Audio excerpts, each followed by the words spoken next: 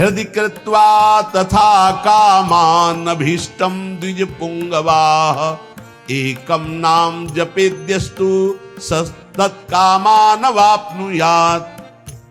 जो हृदय में कामनाएं भी रखते हैं भोगों की, यदि वो मेरी बात पर श्रद्धा कर ले कि एकमात्र नाम जप पर ध्यान दे, सारी कामनाओं की पूर्ति हो जाएगी। पहले नाम जप तुम्हारे दुख को प्रदान करने वाले पापों को भस्म करेगा। यदि आप चाहते हैं कामना की पूर्ति होगी। यदि आप कामना की पूर्ति ना चाहें तो भगवत प्राप्ति करा देगा नाम जप। यद भ्रू नर्तन वार्तिन्यो सिद्ध्योष्टौ नृपात्मज तमाराध्य श्रीकेश मपवर्गोप्य दूरतः। आठों सिद्धियां जिनके नाम में विराजमान हैं, वशीभूत हैं। आप राधा राधा राधा राधा नाम जप करके देखो, आप देख लो, मान लो हमारी बात, जो चाहोगे प्राप्त हो जाएगा। भ्रूभंग मात्र से जिनकी सृष्टि का सृजन पालय और लय होता है, सृजन होता है, पालन होता है और लय होता है, ऐसे भगवान को अधीन करने की सामर्थ्य एकमात्र नाम में है। ऋषिकेश भगवान की आराधना, मोक्ष, प्रेम जो चाहोगे प्राप्त हो जाएगा। नाम जप करो। यश्च रामं न पश्येतु यम हि रामो न पश्यति निंदिता सा भवेल्लोके स्वात्माप्येनं विगर्हति। धिक्कार है उसके जीवन को जिसने भगवान की तरफ नहीं देखा। धिक्कार है उसके जीवन को जिसको भगवान ने कृपा करके नहीं देखा। मन क्रम वचन छाण चतुराई तो भजत कृपा करी है रघुराई। अर्थात उसका जीवन व्यर्थ है जिसने नाम जप नहीं किया। सम्याग आराधितो विष्णु किम न यच्छति देहिनाम ते धन्याः कृत पुण्यास्ते तेषां च सफलो भवः। यैर् भक्त्या हृदय आराधितो विष्णु हरि सर्व सुख प्रदः। यदि भगवान श्री हरि की आराधना नहीं की तो ये देहधारी जीव तेरी दुर्दशा होगी। जैसे जानवर को लाठी से मारा जाता है, ऐसे देखा मारते हुए वृद्धों को, भ्रमण में देखा है, ऐसे दृश्य देखे। वही तुम्हारा कर्म तुम्हारे बच्चे की बुद्धि में बैठकर तुमको दंड दे रहा है। तुमने हरि का भजन नहीं किया ना, पूरा जीवन व्यर्थ किया ना, पापाचरण के उसी बेटे के लिए, उसी परिवार के लिए, वही तुम्हें कष्ट देगा। मान लो ये शास्त्र आज्ञा हो रही। जिसने भगवान श्री हरि की आराधना नहीं की, मंदोदरी छाती ऐसे रावण की पीट के कह रही, रामो विमुख असहाल तुम्हारा रहा न को कुल रोवनिहारा। भगवान से विमुख होने पर तुम्हारा ऐसा हाल हो गया। देखो भगवान का आराधना का स्वरूप देखो। विभीषण जी अपमानित किए जा रहे दरबार में और भगवान के शरण में जाते हैं तो उसी दरबार के अधिपति लंकाधिपति बनकर बैठ जाते हैं। जो संपत्ति शिव रावण ही दीन दिए दशमात सोई संपदा विभीषण सकुच दीन रघुनाथ। कैसे कृपालु हमारे प्रभु श्री हरि है। जो देहधारी भगवान का भजन नहीं करता, दुर्गति ही दुर्गति है, पक्का दुर्गति। सर्वव्यापी श्री हरि की आराधना जिसने किया उसका जीवन धन्य हो गया। इसलिए मान लो जीवन का परम लाभ धन्य करना, जीवन का नाम जप करना है। चाहे जैसी परिस्थिति हो। क्या पैसा लगता है? राधा राधा राधा। इसमें कौन सी आपकी बहुत सी बड़ी मेहनत लगती? राधा राधा राधा। नाम जपने में क्या जाता है आपका? सब कुछ प्राप्त हो जाएगा। ध्यान रखना। कल एक 28-30 वर्ष की अवस्था ठाकुर जी को लिए हुए, स्वस्थ शरीर, आंखों से अश्रु प्रवाह, कह रहे थे ऐसी कृपा हमारे ऊपर क्यों हुई? मैंने तो कुछ ऐसा नहीं किया। बहुत ही गलत आचरण करने वाला, और आज ठाकुर जी को मैं जी नहीं सकता इनके बिना। ये क्या है? ये क्या? संत वाणी का प्रभाव अंदर गया, जीवन के पूरे जीवन को परिवर्तन कर दिया। जीवन का जीवन परिवर्तन कर दिया। बहुत दुर्लभ ये बात है। यही सबसे बड़ा चमत्कार है। मन विषयी भोगों में लगा हुआ और हटकर प्रिया प्रीतम में लग जाए, सबसे बड़ा चमत्कार। रूप मारोग्य मर्थाश्च भोगाश्चैवानुसंगिकान् ददाति ध्यायतो नित्यम अपवर्ग प्रदो हरि। तुम्हें सुंदर रूप चाहिए, आराधना करो, नाम जप करो, बड़े सुंदर हो जाओगे। देखो सुंदरता किसे कहते हैं? हृदय के आकर्षण को सुंदरता कहते हैं। सबके हृदयों को आकर्षण कर ले उसे सुंदर कहते हैं। जैसे मान लो स्त्री स्वरूप सुंदर है तो पुरुष स्वरूप को आकर्षण कामी पुरुष को कर सकता है, सबके नहीं। या पुरुष स्वरूप बड़ा सुंदर तो कामिनी के हृदय को आकर्षण कर सकता है। लेकिन भक्त का ऐसा स्वरूप जागृत होता है, स्त्री पुरुष वयो वृद्ध दुष्ट पुण्यात्मा पापात्मा महात्मा सब आकर्षित होते हैं। क्यों? क्योंकि उसके अंदर दैवी संपदा भागवतिक सद्गुण जागृत हो जाते हैं। इसे सुंदरता कहते हैं। हजारों लाखों लोग देखना चाहते हैं। क्या देखना चाहते हैं? सुंदरता। कौन सी सुंदरता? भागवती। वो पाउडर वाली सुंदरता नहीं, वो भाव बनाने वाली सुंदरता नहीं, वो भगवान नाम की सुंदरता, भगवत भाव की सुंदरता, भगवत भक्ति की सुंदरता। कह रहे रूप मारोग्य मर्थाश्रम। अगर रूप चाहिए तो हरि की आराधना करो, और आरोग्यता चाहिए तो हरि की आराधना करो। बोले आप कैसे नहीं आराधना कर रहे क्या? आरोग्यता तो हम रोगी नहीं है। रोगी मकान में तो रहते हैं लेकिन हम रोगी नहीं है। ना हम कभी रोगी थे, ना रोगी हैं, ना कभी रोगी रहेंगे। ना हम वियोगी हैं, ना रोगी हैं। रोगी मकान में रह रहे हैं, ये मकान रोगी है। तो सबके रोगी हैं। काम के रोगी, क्रोध के रोगी, लोभ के, ना जाने कितने विकारों के। यहां तो किडनी के रोगी हैं, न जाने कितने मिडनी के रोगी हैं। दिमाग खराब है विषयों में। यहां हम स्वस्थ हैं। कोई ये मत समझना कि प्रेमानंद रोगी होता है। प्रेमानंद एक ही बात का रोगी होता है, प्रेम का, और किसी बात का रोगी नहीं होता। ये शरीर है, किसी का स्वस्थ नहीं है। जो शरीर में स्थित पुष्ट भी दिखाई दे रहे हैं वो स्वस्थ नहीं है। मृत्यु के भय से भयभीत, काम क्रोध लोभ रोग से ग्रसित है। स्वास्थ्य वही है जो परमात्मा में स्थित है, भगवत भाव में स्थित है। ऐसा आरोग्यता प्रभु देते हैं कि भवरोग ही नष्ट हो जाता है तो और रोगों की क्या बात। भवरोग ही नष्ट हो गया तो और रोगों की बात क्या। अर्थाश्च, अर्थ माने होता संपत्ति। इतनी बड़ी संपत्ति मिली है कि ब्रह्मा के पास भी नहीं है। कुंज महल की टहल सुख, दंपति संपत्ति पाई है। जैसे रूप लाल हित प्रीति सो जो 84 गाई है। हमें संपत्ति मिल गई, दंपति प्रिया प्रीतम। बोले रूप मारोग्य मर्थास्य भोगास्य वालुसंगिकान। बोले अद्भुत भोग की प्राप्ति। कौन सा भोग? बोले प्रिया प्रीतम की रस केली के दर्शन का भोग। जैसे ही हरिवंश निकट दासी जन लोचन चसक रसासो गटकत। रसासो गटकत, लोचन चसक रसासो गटकत। ददाति ध्यायतो नित्यम अपवर्ग प्रदो हरि। जो हरि का ध्यान करने वाले हैं उनको रूप मिलता है, आरोग्यता मिलती है, संपत्ति मिलती है, भोग मिलता है। और ददाति भगवान नित्य अपवर्ग अर्थात मोक्ष सुख, नित्य सुख उसे प्रदान कर देते हैं। आतिपातक युक्तोपि ध्यायेन निमिषमच्युतम भूयस तपस्वी भवति पंक्ति पावन पावनः। यदि एक क्षण भी ऐसी स्थिति हो जाए कि शरीर का भाव भूल जाए और भगवदाकार वृत्ति एक क्षण भी, तो इतना महान हो जाता है कि जन्म जन्मांतरों के सारे पाप नष्ट हो जाते हैं और वो पंक्ति के पंक्ति को निष्पाप कर सकता है। अगर एक क्षण भी अतिपातक युक्तोपि ध्यायेन निमिष मच्युत, एक निमिष भी,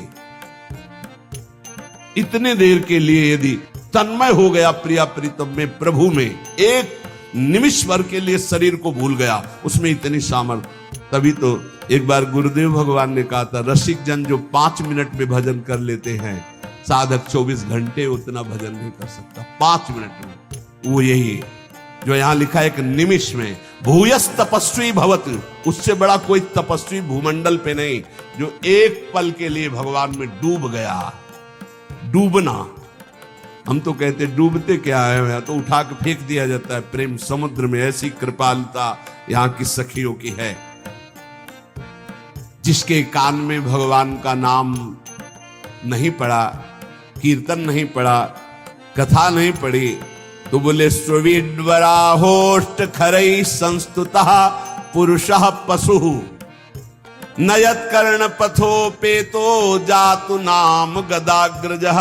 जिसके कानों में भगवान नाम नहीं पड़ा, भगवत चर्चा नहीं पड़ी, तो बोले वो नर पशु है। नर पशु, मनुष्य रूप में पशु है, वो कुत्ता है, वो विष्ठाभोजी सुअर है, वो ऊंट है, वो गधा है।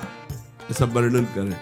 स्वविट वराहोष्ट खरई है, स्वविट वराहो खरई गधा, स्वान कुत्ता, ऊंट। क्यों? क्योंकि भगवान से विमुख है, तो बोझा ढो रहा है संसार का केवल गधे की तरह, कुत्ते की तरह। जैसे कुत्ता इस भोग से उस दरवाजे में खाने, ऐसे भोगों में भटक रहा है केवल। जैसे ऊंट है ना, कांटे की वस्तुएं खाने में बहुत अच्छा लगता है, ऐसे गंदे विषयों को भोगने में केवल अच्छा समझता है। जिसके कानों में भगवत चर्चा नहीं गई, जिसने अपनी जबान से भगवान नाम कीर्तन नहीं किया, वो पशु से भी गया गुजरा है। मनुष्य के कान बने हुए भगवत चर्चा सुनने के लिए, जबान मिली हुई है भगवत प्राप्ति के लिए। खूब नाम जप करे, नाम कीर्तन करे। कृपण देई पाई परो बिनु साधे सिद्धि होई, सीतापति सन्मुख समुझ जो की जय शुभ सोई। इसलिए मेरी बात मानो, पाए पर जाओ भगवान के, अर्थात भगवान की शरण में हो जाओ, सारी सिद्धियां अपने आप आ जाती शरणागत के हृदय में। ये बात मान लो, मान लो, तुम्हारे किए नहीं होगा, प्रभु की शरण में हो जाओ। राम ही डरु करु राम सु ममता प्रीति प्रतीति, तो तुलसी निरुपदि राम को भय हारे हूं जीती। यदि भगवान का तुम्हारे हृदय में डर हो गया कि सर्वत्र भगवान मुझे देख रहे हैं, मैं कहां पाप करूं, कोई जगह ऐसी नहीं जहां मुझे भगवान नहीं देख रहे, तो बोले अगर ये प्रभु का डर आ गया और प्रभु की शरण में हो गए, तो हार भी जाओगे तो जीता देंगे भगवान, हार भी जाओगे तो जीता देंगे। तुलसी निरुपति राम को भय हारे हो जीत, हार भी गए तो जीत जाओगे। इनका स्वभाव है जन अवगुण प्रभु मानन काऊ, दीन बंधुवती मृदुल स्वभाव। ऐसा स्वभाव कि एक बार शरण में हो गए तो तुम्हारा नाश नहीं होने देंगे, चाहे जितना पतित हो जाओ, वो तुम्हारा उद्धार करके ही छोड़ेंगे। वो पतित पावन है। वेद पुराण संत मत एहू, सकल सुकृत कर फल राम सनेहू। समस्त साधना का फल है प्रभु के नाम में प्रेम हो जाए, प्रभु के चरणों में प्रेम हो जाए। इसलिए विनिश्चितम बदामि तेनान्यथा वचांसि में, हरिम नरा भजन्ति एति दुस्तरम तरन्ति ते। मैं तुम्हें सब शास्त्रों का निश्चित सिद्धांत बता रहा हूं, मेरी बात झूठ मत मानना। जो हरि का भजन करते हैं समस्त दुखों से, भव सागर से पार हो जाते हैं। और हरि का भजन उसी के हृदय में होता है जो हरिजनों से प्रीति करता है, हरि भक्तों से प्रीति करता है। ये परिचय संतों की, रसिकों की वाणी से प्राप्त होता है। धन्य है उनका जीवन जिनको संत समागम मिला। संत वचन के अनुशीलन से होती निर्मल मति है, श्री हरि के चरणों में जिससे बढ़ती अविचल रति है। जीज उसी से भक्त जनों के बश होते बनवारी, दर्शन दे राधा प्यारी संग हरते बाधा भारी। जब प्रेमी रसिकों के वचनों का श्रवण करने का सौभाग्य मिलता है तो प्रिया प्रीतम के मिलने की चाह प्रकट हो जाती है। ऐसे तो संत भगवान संपूर्ण देश में विराजमान हैं। सबई सुलभ सब दिन सब देशा सुलभ हैं, पर इनको पहचानना बहुत कठिन है। संतों की कोई दुकान नहीं होती है और ना कोई, जैसा लिखा है, ना कोई उनके साइन बोर्ड होते हैं जिससे उनकी योग्यता पहचान ली जाए। जो दुर्भागी जन होते हैं, कभी कभी भगवान की कृपा से उनको भी संत संग मिलता है। दुर्भागी खलऊ करें भली पाय सुसंगु, पर मिटे न मलिन स्वभाव भंगु। वो खल दुष्ट स्वभाव वाले लोगों को भी भगवान अवसर देते हैं, संत समागम जाओ, पर वो देखने, सुनने, मनन करने की योग्यता न रखने के कारण वो और कुछ देखते हैं और निंदा करके अपने दुर्भाग्य को और पुष्ट कर लेते हैं। हम यहां वार्ता कर रहे हैं सत्संग से परम लाभ लेने वाले श्रद्धालुओं की। सत्संगति दुर्लभ संसारा, निमिष दंड भरी एक बारा। यदि एक बार भी संत का संग पलक झपकने भल के समय को मिल जाए तो जीवन का परिवर्तन निश्चित होगा। संत संग की पहचान जीवन का परिवर्तन हो जाना। पर प्रायः ऐसे संतों का संग प्रायः नहीं मिलता। बहुतायत होती है संत के भेष में वासनाओं की पूर्ति करने वाले असंतों की। लिखा हम बोल रहे हैं। कभी कभी तो ऐसा कि संत के भेष में घोर पाखंड पाया जाता है, जिससे बड़ा भ्रम, बड़ी वंचना सतमार्ग की हो जाती है। इतना संदेह पैदा हो जाता है कि सौभाग्यवशात यदि कहीं सच्चे संत मिल जाएं तो उन पर भी श्रद्धा नहीं हो पाती। ऐसा झकझोर दिया जाता है।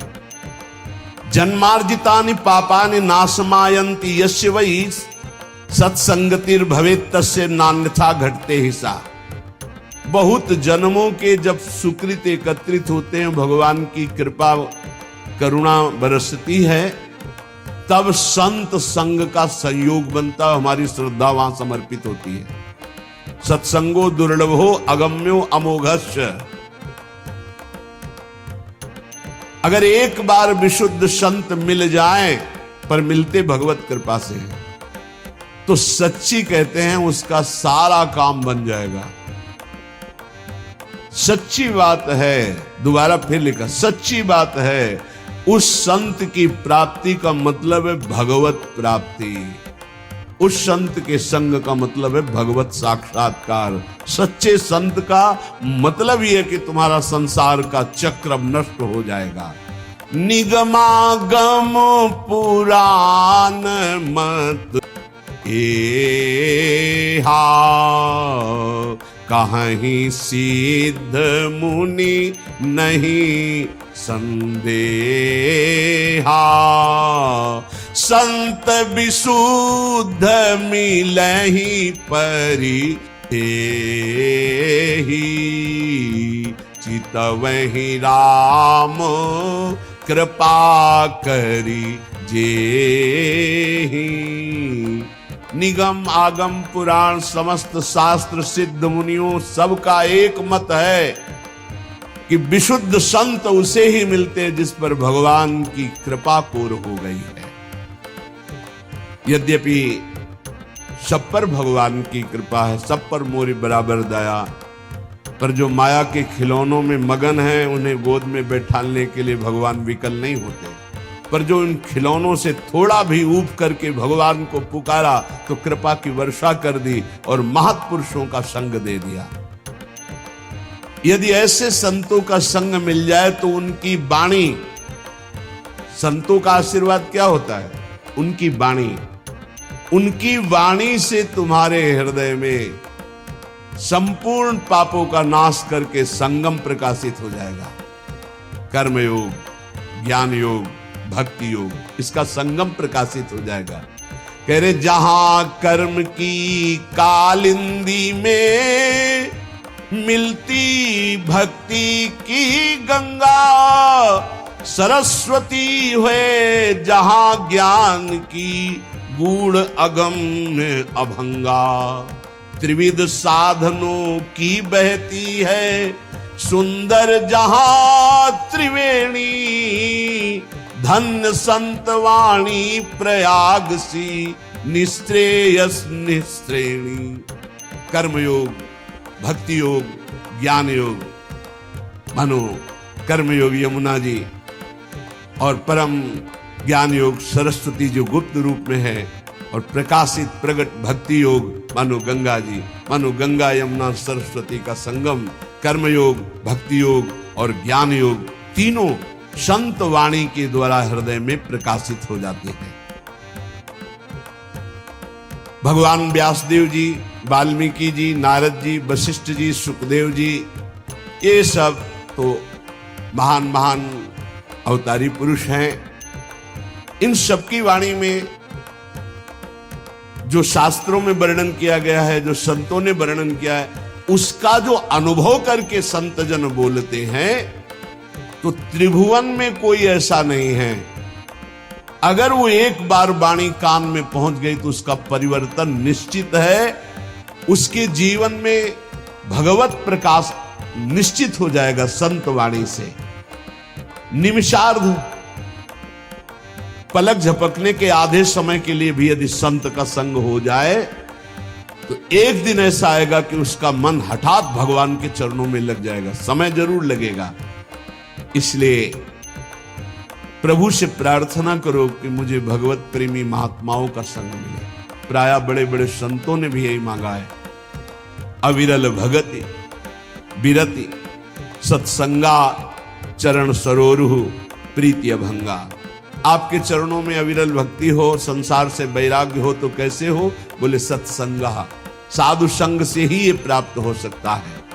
बार बार बर मांगो हरस देव श्री रंग, पद सरोज अनपायनी भक्ति। अनपायनी भक्ति तो कहां से मिलेगी? बोले सदा सत्संग, वो संतों के संग से ही प्राप्त होती है। अनुभूति युक्त वचन संतों से ही प्रकट होते हैं। पढ़ लिख कर प्रवचन और अनुभूति युक्त वचन में अंतर होता है। पढ़ लिख कर जो वचन होते हैं वो खोखले होते हैं, उनमें दम नहीं होती कि सामने परिवर्तन कर सके, क्योंकि स्वयं का परिवर्तन नहीं हो पाया। संतों के वचन में यह अंतर होता है कि प्रभु की कृपा का कारण विशेष उन्होंने अनुभव किया है। अनुभव करके जो ही बोलते हैं तो वो शब्द कान में जाकर हृदय के अंधकार का नाश कर देते हैं। कोई ऐसी वस्तु नहीं जो संत कृपा से प्राप्त ना हो जाए, चाहे लौकिक हो चाहे पारलौकिक। या वै साधन संपत्ति पुरुषार्थ चतुष्टये, ताम बिना सर्वमाप्नोति यदि नारायणाश्रयः। भगवान श्री हरि के जो आश्रित जन हैं, उनका यदि संग हो जाए तो यद्यपि कहा गया है कि चतुष्टय साधन होने के बिना ज्ञान नहीं हो सकता, पर ऐसे संत जो भगवत आश्रित है, उनके संग के प्रभाव से बिना अन्य साधनों के शुद्ध ज्ञान हो जाएगा और चारों पुरुषार्थ धर्म अर्थ काम मोक्ष चारों पुरुषार्थ प्राप्त हो जाएंगे। अकाम हो या सकाम, निष्काम हो या कामना युक्त, एकमात्र भगवान श्री हरि के चरणों की आराधना कृतकृत्य कर देती है, और ये बिना संतों के संग के नहीं मिलती है। अकामः सर्व कामो वा मोक्ष काम उदार धीहि, तीव्रेण भक्ति योगेन यजेत पुरुषम परम। जो कुछ चाहते हो, जो कुछ पाना चाहते हो लोक परलोक में, सब कुछ तुम्हें मिल जाएगा। नहीं चाहोगे तो मोक्ष भी मिल जाएगा, प्रेम मिल जाएगा, पर तुम उदार बुद्धि होकर भगवान श्री हरि की तीव्र भक्ति करो, परम पुरुष श्री हरि की आराधना करो, और ये होगी संत संग से। जब तक संत संग नहीं, तो भगवान की प्रेम लक्षणा भक्ति या तीव्र भक्ति या विशुद्ध भक्ति हृदय में जागृत नहीं हो सकती। श्री देवर्षि नारद जी कहते हैं, मनीषितम ही प्राप्नोति चिंतयन मधुसूदनम एकांत भक्ति सततम नारायण परायणा। भगवान जब कृपा करते हैं तो अपनी एकांत भक्ति प्रदान करने के लिए अपने एकांतिक प्रेमियों का संग देते हैं। नाथ कृपा ही को पंथ चितवत दीन हो दिन रात, होई धो के काल दीन दयाल जान न जात। रात दिन केवल प्रभु की कृपा की बाट जो होने वाले को भगवत महाप्रेमी इनका संग मिलता है, जो रात दिन भगवान की कृपा की बाट। प्रभु मैं तो अज्ञानी नीच अधम हूं, मुझे पता नहीं आपकी कैसे प्राप्ति होगी, अब आप ही कृपा करो। तो भगवान ऐसे संतों से जोड़ देते हैं। जब भारी व्याकुलता होती है, मुमुक्षुता होती है या भगवत प्राप्ति की चाह होती है, मनीषितम ही प्राप्नोति चिंतन मधुसूदनम एकांत भक्ति सततम नारायण परायणा। देवर्षि नारद जी कहते हैं कि मनीषियों की कृपा से, संतों की कृपा से एकांतिक भक्ति का परिचय मिलता है, जो प्रभु का एकांतिक चिंतन होता है। यद दुर्लभम यद प्राप्यम मानुषो यन्न गोचरम तदप्य प्रार्थितो ध्यातो ददाति मधुसूदना। जो दुर्लभ है, अप्राप्य है, वो संतों से प्राप्त किया जाता है। संतों के पास जाकर भोगों की याचना करना, रोग निवृत्ति की बात करना, कामनाओं की पूर्ति होना या वोट आदि के लिए बात करना, ये बहुत व्यर्थ की बातें हैं। ये आपका व्यवहारिक विषय, आप इसको देखिए। आप संतों के पास जाइए परम पद प्राप्ति के लिए, भगवत प्राप्ति के लिए, ईश्वर निरंतर चिंतन करते हुए कैसे हमको स्वीकार करे, इस बात के लिए जाइए। जो दुर्लभ है, यद दुर्लभम यद प्राप्यम मनुष्यो यन्न गोचरम, जहां मन की कल्पना भी नहीं पहुंच सकती है, भावना भी नहीं पहुंच सकती है, ऐसे भगवान के ध्यान, ऐसे भगवान के स्मरण का अधिकार भगवत प्रेमी महात्माओं के संग से प्राप्त होता है। भगवान ने भी श्री अर्जुन जी को जब बताया कि द्रव्य यज्ञ, स्वाध्याय यज्ञ, ब्रह्म यज्ञ, भगवद अर्पण यज्ञ, ये सब यज्ञ हैं। इन श्रेयान द्रव्य मयाद यज्ञास ज्ञान यज्ञ परंतप सर्वम कर्माखिलम पार्थ ज्ञाने परिसमाप्तये। अर्जुन, जितनी भी मैंने यज्ञ वर्णन की, द्रव्यमय यज्ञों से ज्ञान यज्ञ श्रेष्ठ है, क्योंकि ज्ञान यज्ञ में सब कर्म भस्म हो जाते हैं और जीव जीवन मुक्त हो जाता है। ज्ञान यज्ञ में एक होता है कृपा से ज्ञान की प्राप्ति होना, एक होता है साधन से ज्ञान की प्राप्ति होना। जब साधन से ज्ञान की प्राप्ति को होता है तो साधन चतुष्टय अगर नहीं है तो वो अज्ञानी है, चाहे जितना ज्ञान वर्णन कर रहा हो। पहला साधन चतुष्टय है विवेक, दूसरा है वैराग्य, और तीसरे में 6 साधन है, इसे षट संपत्ति कहते हैं। सम दम श्रद्धा उपरति तितिक्षा और समाधान, और चौथा है मुमुक्षुता। ये 4 बातें होने पर ही वो ज्ञान मार्ग का अधिकारी हो सकता है। विवेक, विवेक कहते हैं जिसके अंदर सत असत का ज्ञान हो। सत्य क्या है और असत क्या है। वेद कहता है ब्रह्म सत्यम जगन मिथ्या, पूरा संसार झूठा है। सत्य है इसमें तो केवल ब्रह्म है, अन्यथा नहीं। जैसे भगवान शंकर कह रहे, उमा कहूं मैं अनुभव अपना, सत हरिभजन और जगत सब सपना। सपने की तरह मिथ्या, जैसे स्वप्न में कुछ भी सत्य नहीं होता, ये जगने पर पता चलता है, ऐसे ही संसार में भगवान के सिवा कुछ सत्य नहीं है। ये तब पता चलेगा जब तुम्हारे अंदर ज्ञान प्राप्त हो जाएगा, ज्ञान जागृत होगा। पहला है विवेक, सत असत का ज्ञान हो जाना, इसे विवेक कहते हैं। दूसरा है वैराग्य। वैराग्य का तात्पर्य है लोक परलोक के समस्त भोगों से भोगने की इच्छा का त्याग, भोग में सुख बुद्धि का त्याग, समीप भोग होने पर भोगने की न इच्छा होना, इसे वैराग्य कहते हैं। अब षट संपत्ति का वर्णन, बोले षट संपत्ति में सम, मन को इंद्रियों के विषयों से हटाकर अपने लक्ष्य में लगाना उसे सम कहते हैं, और इंद्रियों को विषयों से हटा करके लक्ष्य पर स्थित कर देना उसे दम कहते हैं। इंद्रिय और मन पर विजय प्राप्त करने को समदम कहते हैं। सम और दम। फिर श्रद्धा, शास्त्र और गुरु के वचनों में बिल्कुल ज्यों का त्यों विश्वास हो जाना, उसे श्रद्धा कहते हैं। फिर उपरति, उपरति कहते हैं जैसे हमारे अंदर भोगने की इच्छा है पर मैं भोगूंगा नहीं क्योंकि भगवत प्राप्ति करनी, इसे कहते हैं त्याग। भोग सामग्री है पर भोगने की इच्छा ही नहीं, इसे कहते हैं वैराग्य। पर कोई भोग सामग्री है ऐसा बोध ही न रह जाना, इसे उपरति कहते हैं। ज्ञान प्राप्ति के लिए त्याग वैराग्य से बढ़कर उपरति की आवश्यकता है। उपरति, वृत्तियों का किंचन मात्र भी कोई भोग है ऐसा ज्ञान न रह जाना उपरति कहते हैं। भोग है ऐसा ज्ञान ही न रह जाना। और तितिक्षा, सर्दी गर्मी, मान अपमान, निंदा स्तुति, इन सब को समान भाव से सह जाना तितिक्षा कहते हैं। और समाधान, चित्त का शंका रहित होकर परमात्मा तत्व में स्थित हो जाने का नाम समाधान है। चित्त का समाधान हो जाना, अब कोई प्रश्न नहीं, कोई शंका नहीं। और चौथा है मुमुक्षुता, अब मैं मुक्त होना चाहता हूं, मुझे अब संसार से मुक्त होना। ये चार हो और फिर उसे किसी महापुरुष का संग मिले तो भगवान कह रहे तद्विद्धि प्रणिपातेन परिप्रश्नेन सेवया उपदेक्षन्ति ते ज्ञानम ज्ञानिनस्तत्वदर्शिनः। अब उस उपासक को जो मुमुक्षु है, जो संसार से मुक्त हो जाना चाहता है, वो संत के पास जाए। भगवान की कृपा से संतों का परिचय मिल जाता है। जब किसी महापुरुष के समीप जाए तो पहली बात ये समझ ले कि तुम्हारी श्रद्धा से ही कल्याण होने वाला है। उनके समीप तुम्हारी जितनी जोर की श्रद्धा उन पर होगी उतना ही आपके ऊपर प्रभाव पड़ेगा।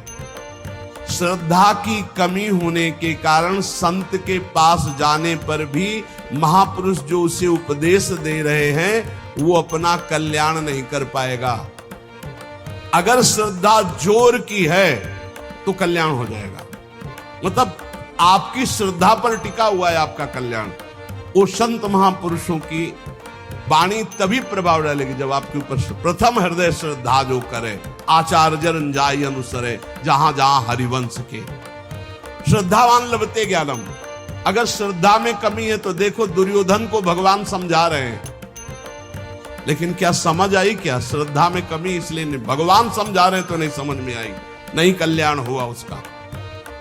वो भगवान से कह रहा आप 5 गांव की बात कर रहे हो, मैं सुई की नोक भर नहीं दूंगा बिना युद्ध के। और भगवान बात कर रहे हैं, भगवान से कह रहा कि आप जानते हो कि आप ही धर्म को जानते हो, मैं धर्म को नहीं जानता। मैं जानता हूं, मैं जानता हूं। जानामि धर्मम न च मे प्रवृत्ति, मेरी प्रवृत्ति नहीं है, मैं जानता हूं धर्म को। भगवान की एक बात भी नहीं मानी। ऐसे ही कह रहे ज्ञानी महापुरुष के समीप तुम्हारी श्रद्धा जितनी अधिक होगी उतना लाभ होगा। इसलिए सबसे पहले कह रहे तद्विद्धि प्रणिपातेन, वो तत्वदर्शी तत्व ज्ञान प्राप्त महापुरुषों के पास जाकर के उनको पहले साष्टांग दंडवत करो। प्रणिपातेन, साष्टांग का तात्पर्य होता है मैं आपकी आज्ञा के अनुसार चलूंगा, मैं आपका शरणागत हूं। पूरा ऐसे हाथ उठा के जब हम साष्टांग जब करते तो ऐसे करते, हाथ उठाते फिर हाथ जोड़ते फिर लेट जाते हैं, उसे साष्टांग दंडवत करते हैं। प्रणिपातेन, ज्ञान की प्राप्ति के लिए संत स्वरूप सदगुरु के पास जाकर उन्हें साष्टांग दंडवत प्रणाम करे, अर्थात नीचवत सेवेत सदगुरुम। सदगुरु का सेवन अपने को सबसे नीच समझकर किया जाता है। अपने शरीर से गुरु का कभी निरादर तिरस्कार ना होने पाए, इसलिए जब गुरुदेव सामने हो तो नम्र हाथ जोड़कर सरलता पूर्वक उनके सामने पेश। जिज्ञासु मुमुक्षु उपासक को चाहिए कि उन गुरुदेव भगवान को सेवा के द्वारा प्रसन्न कर ले। अपने आप को उनकी आज्ञा के अधीन करना ही उनकी प्रसन्नता है। इसीलिए भगवान कह रहे सेवया, पहले प्रणिपातेन फिर सेवया। वैसे सेवा शब्द से तत्काल बुद्धि सबकी आती है कि वस्तु पदार्थ हाथ पैर दबाना ये सब गुरु सेवा के अंतर्गत। इसका मतलब गुरु सेवा केवल यही नहीं है, सेवा का एक बाहरी अंग है। गुरुदेव को अपना शरीर प्रिय नहीं जितना उनके वचन प्रिय, सिद्धांत प्रिय है। जो उनके शरीर की सेवा करे और सिद्धांत की अवहेलना करे तो कभी सेवा नहीं मानी जाएगी। और यदि शरीर सेवा ना मिले और केवल उनके हम सिद्धांत का पालन कर रहे हैं तो गुरु प्रसन्न हो जाएंगे, गुरु की सेवा बन गई। संत महापुरुषों की सबसे बड़ी सेवा है उनकी आज्ञा के अनुसार अपना जीवन बना लेना। सुन लीजिए, भगवान की बात है। संत महापुरुषों की सबसे बड़ी सेवा, गुरुजनों की सबसे बड़ी सेवा उनकी आज्ञा का पालन करना। फिर कह रहे परिप्रश्नेन, परिप्रश्नेन सरलता पूर्वक अभिमान रहित होकर केवल भगवत संबंधी प्रश्न करने चाहिए संत और गुरुजनों से। केवल परमात्म तत्व संबंधी प्रश्न करने चाहिए। जिज्ञासु भाव से सरलता पूर्वक, नम्रता पूर्वक प्रश्न करना चाहिए। अपनी विद्वता दिखाने के लिए या गुरुदेव की विद्वता देखने के लिए प्रश्न नहीं करना चाहिए, इससे अपराध लगता है। तद् ज्ञानार्थ सा गुरु मेवाभिगच्छेत समित पाणि श्रोत्रियम ब्रह्मनिष्ठम। हम ज्ञान प्राप्ति के लिए सदगुरुदेव के समीप जाते हैं, संत के समीप जाते हैं। विनय पूर्वक पत्र पुष्प कुछ हाथ में भेंट लेकर समिधा उनके चरणों में अर्पित करके। कैसे? श्रोत्रियम ब्रह्मनिष्ठम, ये दोनों होने चाहिए, तभी गुरु बनाना चाहिए। कई लोगों ने एकांतिक में प्रश्न किया कि गुरु कैसे होने चाहिए, तो इसमें भगवान बता रहे श्रोत्रियम ब्रह्मनिष्ठम। श्रोत्रियम संपूर्ण शास्त्रों का ज्ञान, ब्रह्मनिष्ठम परा तत्व, ब्रह्म तत्व में स्थिति प्राप्त। मैं कौन हूं, संसार क्या है, बंधन क्या है, मोक्ष किसे कहते, परमात्मा तत्व का अनुभव कैसे होता है, मेरे साधन में क्या क्या बाधाएं हैं, उन साधन की बाधाओं को कैसे दूर करूं, तत्व समझ में नहीं आ रहा, आदि आदि प्रश्न केवल भगवत संबंधी ही होने चाहिए।